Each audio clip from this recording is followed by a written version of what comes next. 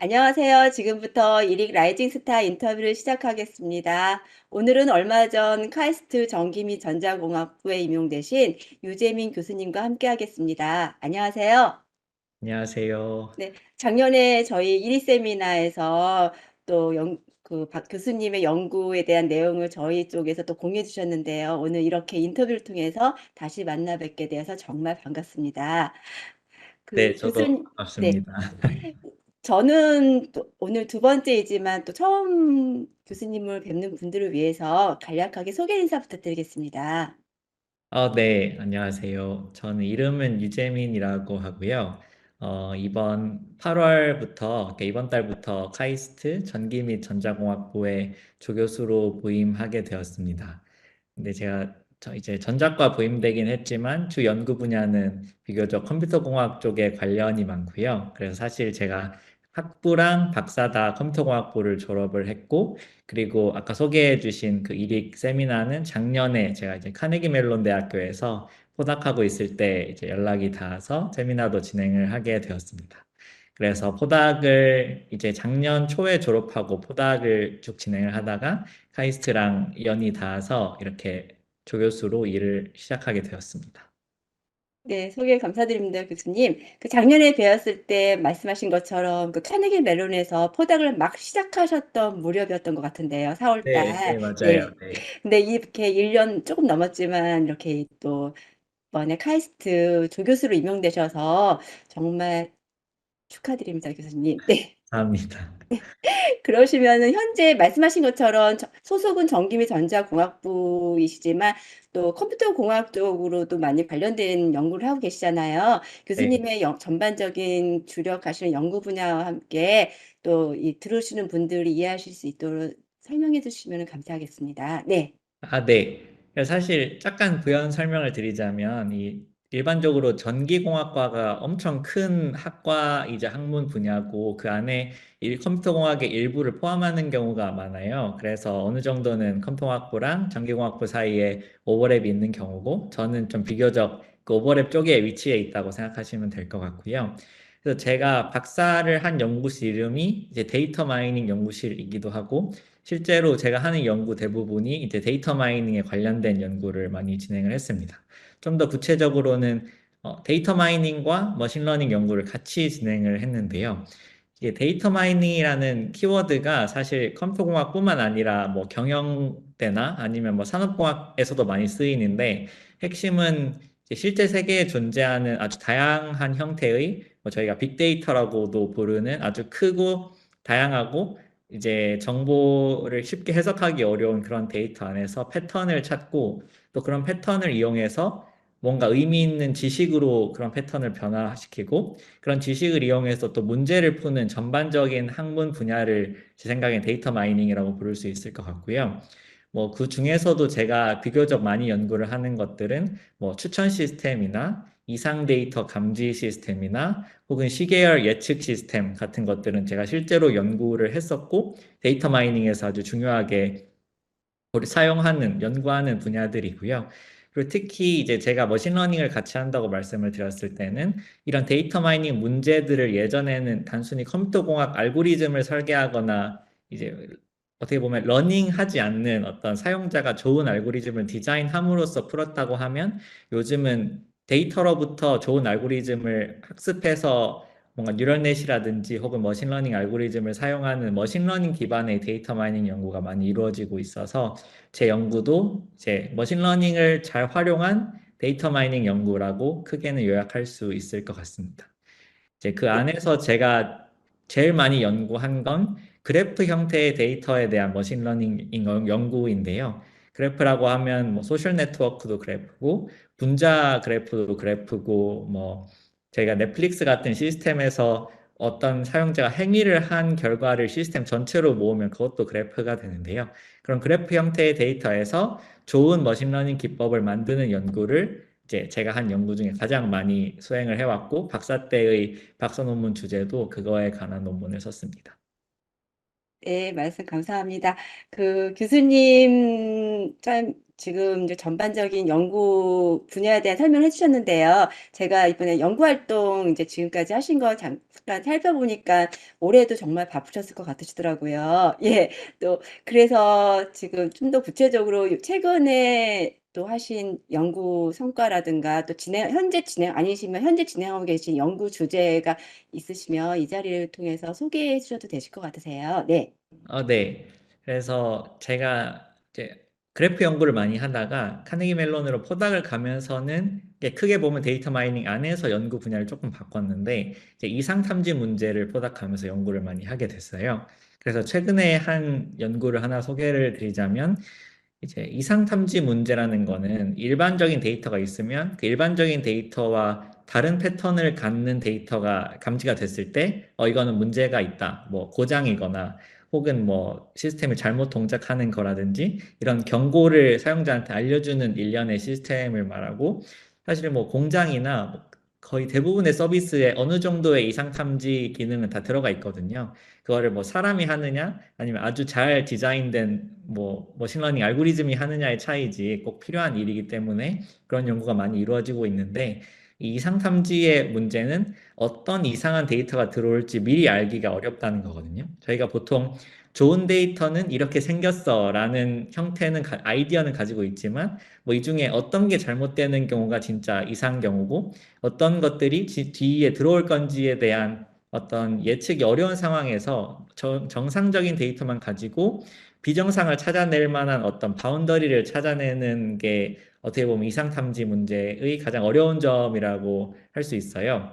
그러니까 지금은 모르는 가능한 이상치 데이터를 상상해서 문제를 풀어야 되는 거죠.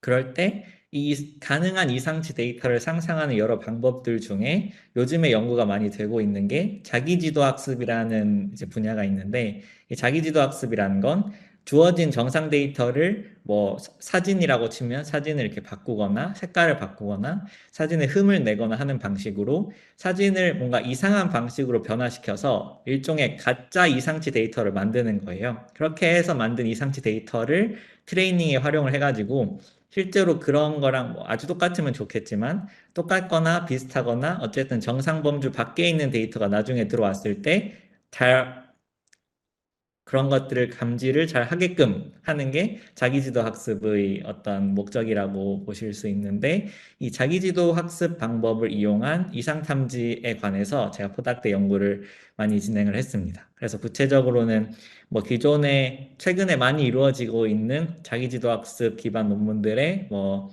문제점을 찾고 그런 문제점을 어떻게 해결하는 새로운 자기지도 학습 방법론을 개발하거나 혹은 뭐 기존 연구에서 조금 미진했던 그런 실험상의 문제를 지적하거나 하는 방식으로 좀 다양한 연구를 진행을 해서 아까 최근에 이제 올해 제가 바빴을 거라고 말씀을 하셨듯이 좀 올해 퍼블리케이션을 그와 관련해서 진행을 하게 되었습니다.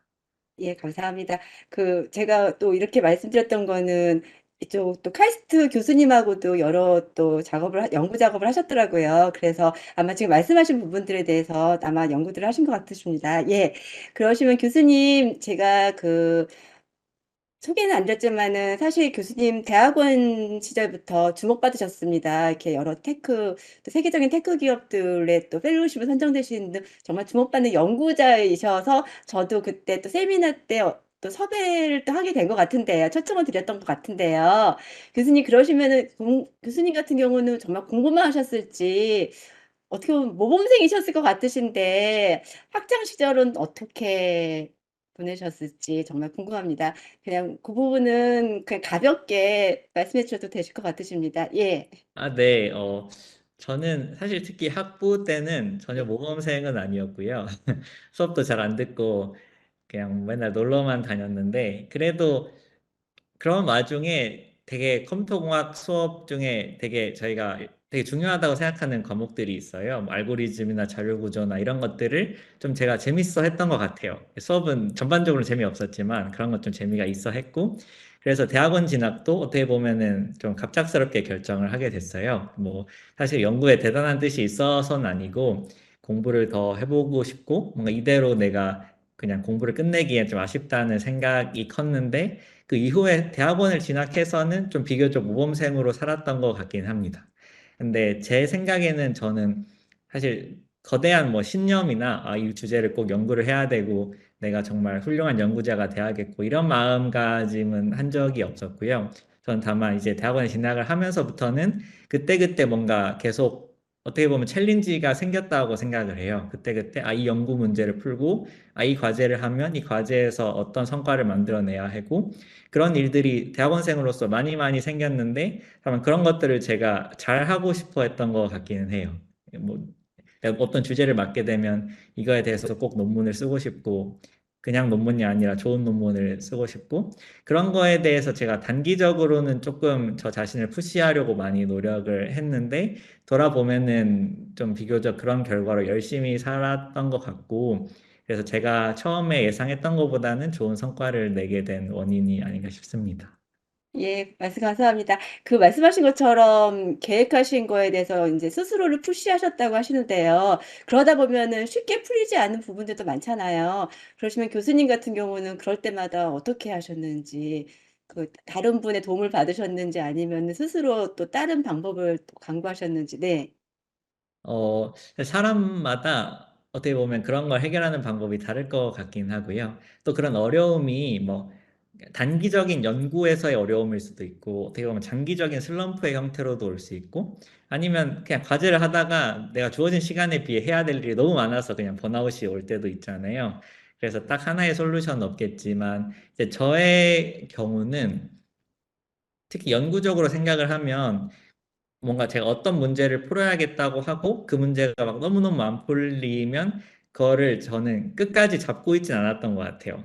그러니까 뭔가 잘 안 되는 걸 저는 하려고 하기보다는 그냥 안 되는 건 옆에 치워두고 그냥 까먹고 더 다른 일을 하다가 우연히 생각이 나면 그걸 다시 들춰볼 때도 있고 아니면 잘 안 풀리는 문제를 풀기를 포기하고 어떻게 보면 그 문제를 더 쉽게 만드는 거를 또 많이 하려고 했어요. 그러니까 너무 내가 여러 스텝을 한 번에 가려고 하는 것처럼 느껴지면 지금 보면은 이렇게 일시적으로는 포기하는 것 같이 보여도 그 문제를 잘게 쪼개서 내가 할 수 있는 것부터 하고 그렇게 해서 결과적으로 그 큰 문제까지 도달할 수 있으면 너무 좋겠지만 그러지 않다고 하더라도 그럴 수 있다고 좀 생각하려고 노력은 했어요. 그래서 제가 느낀 어떤 대학원 생활의 제일 문제는 너무 길고 막 5, 6년 박사 공부를 해야 되는데 불안하고 그런 거잖아요. 그래서 저는 최대한 단기적인 어떤 뭐랄까요? 저한테 성과가 보이는 방향으로 하는 걸 되게 노력했어요. 그래서 멀리 가는 길이 지치지 않게 그냥 그때그때 목표를 정해서 짧게 뭐라도 끝내면 뭐 기분 좋잖아요. 맥주라도 한잔 하고 뭔가 그런 짧은 사이클을 계속 해나가려 노력을 했기 때문에 비교적 좀 그런 어려움을 잘 극복했던 것 같습니다. 네. 그 다른 분들 그러니까 좀 더 인제 연구자님들 말씀 들으면은 대학원생 시절은 마라톤으로 많이들 그러니까 비유하시거든요. 근데 인제 지금 유재민 교수님 같은 경우는 그와 같은 과정에서 인제 교수님만의 노하우를 또 그렇게 찾으신 거잖아요. 그러시면서 또 좋은 결과를 또 얻을 수 있어서 또 교수님만의 방법도 좋은 것 같습니다. 네. 교수님 감사합니다. 그러시면은 지금 인제 뭐 챌린지처럼 여러 가지 또 연구들을 갖다가 하셨는데 혹시 특별히 기억에 남는 연구 프로젝트라든가 또 논문이 있으셨을까요? 네. 어, 제 생각에 몇 가지 있기는 한데, 그냥 제 생각에 제일 기억에 남는 건 그래도 이제 2019년에 뉴립스 학회에 낸 논문이 하나 있는데요. 아마 논문 제목이 제가 정확하게 기억한다면 뭐 Knowledge Extraction Without 데이터인가 어쩌고저쩌고 그런 거였을 거예요. 제목이 그렇게 길진 않은데 그 논문이 기억에 남는 이유는 논문이 막 대단히 좋은 논문이라서 기억에 남는다기보다는 근데 보면은 이게 논문을 쓰는 방식은 제가 생각했을 때는 기존 논문을 서베이를 많이 해서 기존 논문의 바탕 위에서 기존 논문이 이러이러한 단점을 가지고 있으니 내가 개선해야겠다는 방향이 제일 쉬운 방향이라고 저는 생각을 하는데 근데 어떤 순간에든 뭔가 재밌는 아이디어가 떠오를 때가 있거든요. 그런 재밌는 아이디어를 논문으로 만들어 보고 싶다는 생각을 누구나 하는데 사실 그런 재밌는 아이디어는 오히려 선행 논문에 기반이 없기 때문에 더 설득하기가 어렵다고 생각해요. 들어서는 더 재밌지만 그거를 어떻게 보면 잘 정형화된 어떤 아카데미 커뮤니티에 들어가게 하는 게 쉽지 않은 일이고 제가 그런 시도를 몇 번 했어도 항상 좋았던 건 아닌데 말씀드린 그 릴립스 논문의 경우에는 그런 재미있는 아이디어가 논문까지 잘 이어진 케이스라 저는 좀 기억에 많이 남는 편이고요. 그래서 그 논문에서 한 일을 간단하게 말씀드리자면 어떤 학습이 된 뉴럴 네트워크가 들어오고 다만 이 뉴럴 네트워크가 어떤 데이터를 사용해서 학습을 했는지는 전혀 모르는 상황을 가정한 거예요. 예를 들면 뭐 병원끼리 협업을 하는데 A 병원이 B 병원한테 우리가 이런 모델 학습을 잘 해서 예를 들면 이게 어떤 질병을 탐지하는 모델인데 너네한테 줄게. 근데 얘가 사용한 데이터는 못 주죠. 개인정보라서. 그런 경우 모델을 딱 받은 거를 그러면 B 병원 입장에선 그대로 써야 되잖아요. 근데 그대로 쓰고 싶은 게 아니라 뭔가 이 모델이 학습한 지식도 내가 활용을 해보고 싶고 데이터를 직접 건네받은 건 아니니까 뭔가 이 모델로 하여금 이 모델이 어떤 데이터를 썼겠구나 하는 거를 거꾸로 추론해보고 싶을 수 있다는 문제 상황을 가정을 했어요. 그래서 문제는 그러면 학습된 뉴럴넷을 가지고 그 모델이 학습에 썼던 데이터를 거꾸로 만들어낼 수 있느냐 하는 게 그 모델에서 풀고 싶은 문제였거든요. 그런데 그런 문제를 그전에는 푼 논문이 거의 없었어서 그런 문제를 떠올리는 것부터 그러면은 이게 정말 가능한가, 가능하지 않은가도 잘 처음에는 몰랐고 그럼 가능하게 하려면 어떤 모델, 어떤 데이터를 가정해야 되느냐, 뭐 이런 질문들을 막 하면서 논문을 진행을 했는데 결과적으로는 약간 토의 논문 같이 되긴 했어요. 아이디어는 재밌지만 아주 거창한 실험이나 뭐 아주 큰 데이터나 멋진 모델 같은 걸 사용하지 못했는데 그 논문에 제가 되돌아보면 일관성 있게 재밌는 논문을 잘 쓰게 돼서 처음 제출을 했는데 이제 생각보다 리뷰도 너무 잘 받아서 퍼블리케이션까지 이어진 경우라 제 생각엔 제가 쓴 논문들 중에 가장 어떻게 보면 재밌는 경험을 했던 논문이 아닌가 싶습니다. 네, 감사합니다. 그 말씀 들어보니까 어떻게 보면 그 논문을 또 하고 그 논문을 지나고 나서 좀 더 그 연구를 더 해야겠다는 동기부여가 되었을 것 같다는 생각이 듭니다, 교수님. 네, 그래서 좀 더 특별하지 않을까 싶은데요. 네, 네, 네, 좀, 네, 제 연구 경험에서 좀, 논문 쓰는 게 항상 재밌진 않은데 되게 그러니까요. 재밌게 느껴졌던 경험입니다. 네, 감사합니다. 그러시면은 이렇게 또 논문이라든가 연구 활동 하시면서 교수님 또 여러 또 연구자님들하고도 공동 연구들을 하시잖아요. 혹시 영향을 특히 주시거나 또 현재까지도 교수님 연구에 기감으로 삼으시는 연구자님이 혹시 계시다면 이 자리를 통해서 한번 소개해 주셔도 될 것 같은데요. 네. 네. 감사합니다. 사실은 제가 연구자들이랑 연구를 해보면 정말 연구자들마다 스타일도 다르고 해서 제가 항상 새로운 걸 많이 보는데 아마 그 질문을 하시면 열의 아홉은 지도 교수님을 꼽을 것 같긴 해요. 저의 경우에는 크게는 지도 교수님이랑 박사 지도 교수님이랑 포닥 지도 교수님 이렇게가 생각이 나는데 이제 저는 아까 말씀을 드렸는지 모르겠지만 이제 서울대학교 컴퓨터공학부 강유 교수님 밑에서 박사를 했는데요.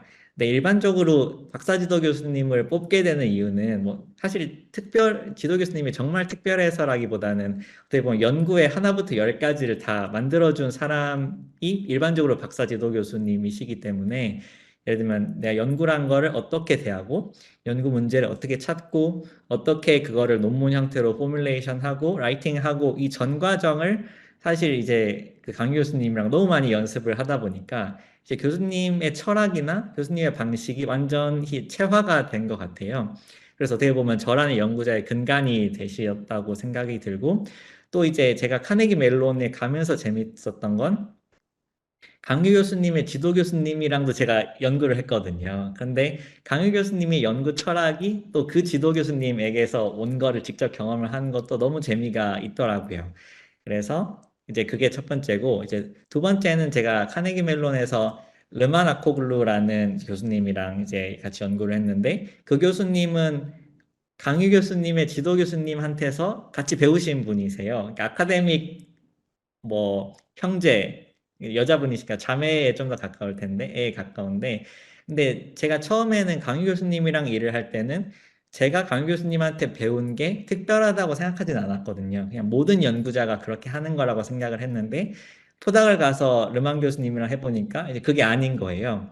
연구자가 100명 있으면 100명 다 다른 스타일을 가지고 있고, 그래서 처음에 르망 교수님이랑 일을 하기 시작해서는 그게 조금 어려웠어요. 제가 알고 있고 제가 믿었던 철학들을 동의해주지 않으니까 뭔가 박사로서 저한테 기대치는 높고 뭔가 근데 내가 알고 있던 게 잘 대화가 안 되는 것 같고 그런 생각을 처음에 들다가 일을 할수록 오히려 그 르만 교수님이 가진 철학이랑 제 거랑 같이 비교해 보면서 훨씬 시야가 넓어지는 경험을 하게 됐어요. 그래서 어찌 보면 최근 1년은 짧았지만 저한테는 엄청 의미 있는 가치가 연구 측면에서의 가치관의 변화를 줬고 그게 지금 현재의 저를 만들어 준 것 같아가지고 그렇게 두 분이 제일 기억에 남습니다. 예, 감사합니다. 사실 말씀하신 것처럼 많은 분들, 대부분의 분들이 지도 교수님을 말씀하십니다. 근데 이제 앞에 타이틀은 지도 교수님이시지만 또 그 연구자님들은 아까 말씀하신 것처럼 정말 다양하시거든요. 그래서 이렇게 또 여러 또 훌륭하신 연구자님들을 저희가 또 간접적이나마 소개해 드리면은 좋지 않을까 해서 이렇게 여쭙고 있습니다. 네, 감사합니다. 그러시면은 앞에 인사 소개에서도 말씀하신 것처럼 이번에 또 카이스트에서 교수로서 첫 발을 내디디셨습니다. 그럼 이제 2학기부터 이제 본격적으로 학생들을 마주하시게 될 텐데요. 교수님 아마 많은 생각으로 이제 시작하실 것 같으신데 그냥 짤막하게 그 포부 앞으로 이제 지도자로서 학생들을 지도하는 멘토로서 포부가 있다면 저희에게 한번 들려주실 수 있으실까요? 네. 네, 제가 저라는 사람을 제가 생각했을 때 이제 제가 공부를 오래 하고 또 연구실에서 선후배와 관계를 맺으면서 느낀 건 뭔가 제가 충분히 따뜻한 사람이었나 싶은 생각이 어느 순간 들더라고요. 뭐 연구를 열심히 했지만 내가 그런 연구를 하는 와중에서 내가 뭐 주위를 충분히 잘 돌아보고 내가 아는 거를 잘 나눴나 하는 생각들이 요즘 많이 드는데 그래서 제가 사실 교수로서 포부가 하나 있다면 되게 그런 사람들을 아끼는 사람이 되고 싶어요. 단순히 뭐 연구로서가 아니라 그냥 저는 사실은 뭐 교수가 된다는 건 어느 정도는 그 사회에 책임이 있는 자리라고 저는 개인적으로 생각하거든요. 이게 모든 교육자가 사실 그렇잖아요. 선생님도 그런 거고 교수도 전 그랑 비슷하다고 생각해서 이제 학생들을 단순히 뭐 지식을 전달하고 뭐 이런 게 아니라 학생들이 좀 더 따뜻함을 느낄 수 있는 사람이었으면 좋겠어요. 그래서 그게 학부생도 그렇고 대학원생도 그렇고 제가 뭔가 그런 존재가 됐으면 뭔가 고민이 있거나 할 때 뭐 그럴 때 의지할 수 있는 사람이 됐으면 저는 더 바랄 게 없겠다는 생각을 요즘은 하고 있습니다. 아, 예. 저는 말씀만 들어도 좋은 멘토가 되실 것 같으십니다. 그때 좀 사적이긴 하지만 그 세미나 때 처음 첫인상도 사실 되게 긍정적인 그 에너지가 느껴지는 인상이셔가지고요. 학생분들에게도 좋은 또 기운을 드리지 않을까 싶습니다. 예. 감사합니다. 그러시면 교수님 지금 이제 학생들 지도와 관련해서 또 말씀해 주셨지만 사실 또 그 교수님 연구를 하기 위해서는 교수님 외적인 이제 다른 분들 것도 많이 접하게 되고 또 굳이 또 전공이 아니더라도 또 다른 쪽으로 해서 학문을 많이 이제 시야를 넓히려면 학문을 많이 접해야 합니다. 교수님 혹시 학생들에게 권하고 싶은 서적이라든가 타 연구자, 인상 깊게 읽으셨다는 타 연구자의 논문이 있다면 소개 부탁드려도 될까요? 네. 제가 책을 거의 안 읽는 사람이거든요. 그래서 소개를 이거를 제대로 드릴 수 있을까 고민을 좀 했는데 제 생각엔 오히려 저는 그렇게 말하고 싶어요. 꼭 뭔가 내가 공부를 하려고 해서 꼭 전공 서적을 읽어야 되고 꼭 멋있는 논문을 읽어야 되고 그런 건 아니거든요. 그냥 그때그때 예를 들면 내 흥미가 간다면 유튜브로 공부해도 되는 거고 그냥 블로그 글로 해도 되는 거고 저는 오히려 이제 뭔가 지식이라는 거를 처음에 쌓는 과정, 그리고 내가 아는 걸 넓히는 과정에서는 너무 포멀한 어떤 형식에 구애되지 말고 그냥 제 흥미가 가는 대로 막 해보는 게 좋은 것 같아요. 그렇게 하다가 정말 내가 유튜브 동영상을 많이 보고 대충 어떻게 돌아가는지는 알겠는데 정말 내가 그 1%의 진짜 지식을 채우고 싶다는 그 순간에 저는 교과서를 펼쳐도 늦지 않다고 생각해가지고 저는 그냥 그런 생각이 들고 제가 그랬거든요. 제가 책 읽는 걸 별로 안 좋아해서 왜냐하면 책은 이게 너무 이해가 잘 되게 이렇게 1, 2, 3 이렇게 써 있잖아요. 근데 저는 성격이 너무 그 지루한 거예요. 그걸 읽다 보면. 그래서 저는 내가 하고 싶은 거를 일단은 막 찾아보고 내가 모르는 것만 쏙쏙 골라 읽는 걸 좋아해가지고 오히려 저는 그런 식으로 많이 조언을 해드리는 편입니다. 아, 예, 감사합니다. 그럼 혹시 교수님께서는 특별하게 즐겨서 이제 좋은 정보가 되고 있다는 뭐 채널 같은 게 따로 있으셔서 보시는 건지 아니면은 그냥 랜덤으로 이렇게 찾다가 혹시 좋은 정보가 있으시면은 그렇게 해서 또 정보를 많이 받으시는 건지. 네. 랜덤하게 하는 편입니다. 아, 예.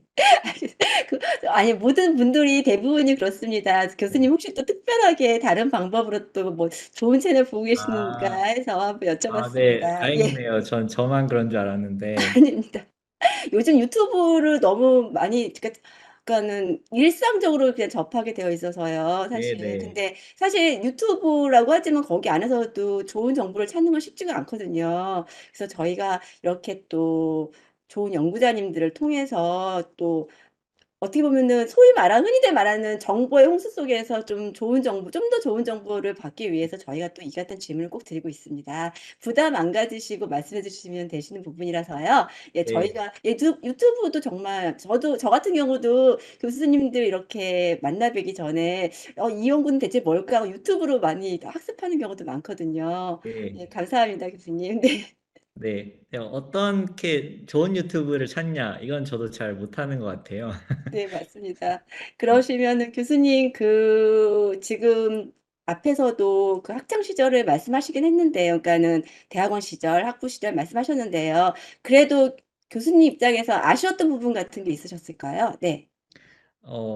그러니까 저는 돌아보면 제가 하지 않았던 길이 항상 아쉬운 것 같아요. 그래서 저한테 아쉬운 건 오히려 아까 말씀드렸듯이 저는 그러니까 단기 레이스의 연속으로 대학원 과정을 생각하다 보니까 오히려 정말 대학원 때밖에 못하는 큰 문제에 내가 마음 놓고 도전하지 않았던 게 뒤돌아보면 조금 아쉬울 수 있겠다는 생각은 들더라고요. 예, 제가 교수 임용을 또 준비하고 교수님들을 많이 배우면서 느낀 건 교수님들이 하나같이 교수가 되면 이제 더 이상 그런 진지한 연구를 하기가 어렵다. 할 일도 너무 많고 하나의 문제에 정말 막 몇 달을 쏟아부으면서 약간 내 모든 걸 투자하는 그 느낌은 더 이상 받을 수 없다는 말씀을 이렇게 몇 번 하셨는데 이제 제가 이번 달 출근하기 시작했지만 벌써부터 조금 그런 느낌을 받거든요. 미팅도 너무 많고 이러니까 그런데 그래서 오히려 박사 때 내가 조금 더 머리를 내려놓고 진짜 이게 되든 안 되든 모르지만 일단 해보자는 식으로 막 아주 오랫동안 몰입한 연구가 좀 남들에 비해서는 부족하다는 생각은 조금 들어요. 그래서 그런 부분이 지나고 나면 아쉬운 부분입니다. 아, 예, 감사합니다. 지금 계속해서 말씀해 주시는 가운데 저희가 또 인터뷰에 끝마무리를 지어야 될 것 같은데요. 말씀하신 것처럼 이제 많이 분주해 주실 것 같으세요. 계획 짤막하게 말씀해 주시면서 저희가 인터뷰를 마무리해도 될 것 같은데요. 네네. 향후 계획이요. 네네.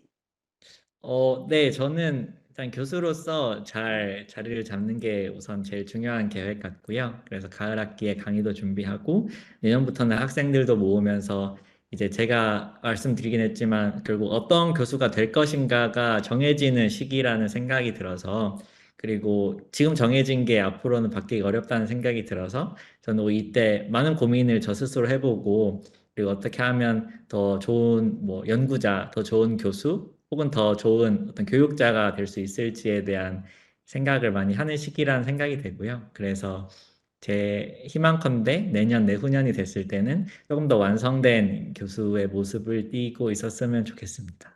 그 정도가 네. 제 계획이라고 말씀드릴 수 있겠네요. 그러시면은 지금 교수님으로서 다짐도 말씀하셨지만 또 학생들을 또 이제 맞이하실 거잖아요. 이 같은 학생들이 와주셨으면 좋겠습니다라는 바람 같은 거 있지 않으실까요? 네.